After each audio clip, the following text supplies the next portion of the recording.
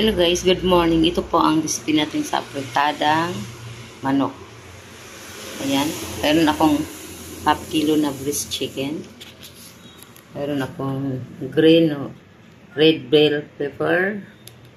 Meron tayong syempre. Yan ang papasarap, pangpalasa. Onion, saka garlic. Meron tayong tomato sauce. And Del Monte. Ito naman ang patatas at saka carrots. Siyempre, lagyan din natin ng asin. Saka black pepper. Isa na tayo guys. Ayan. Nilagay ko na yung bawang. Isa na tayo. Kasi tanghali na. Medyo ano na siya. Ayan, nilagay ko na ang sibuyas. Nalagay na natin. Sunod medyo, sunod natin yung chicken.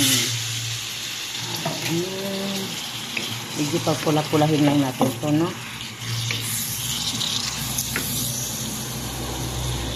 So, medyo hanggang sa kunti.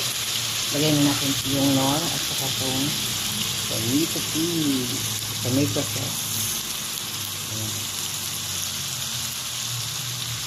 Haluan yung natin.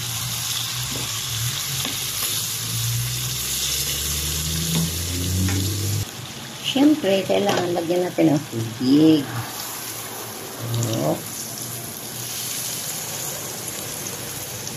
Ayan, ganyan lang.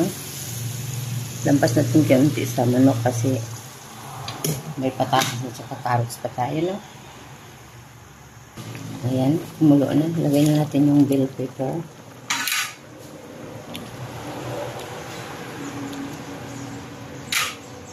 So, palutuin lang natin yung manok.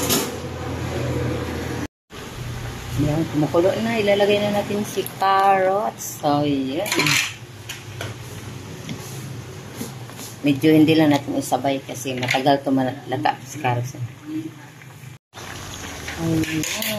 Isunod na natin ang patatas. Yung patatas natin guys, no?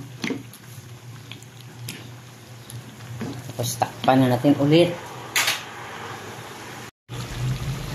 Ito na po ang finished product natin. Thank you for watching. God bless us.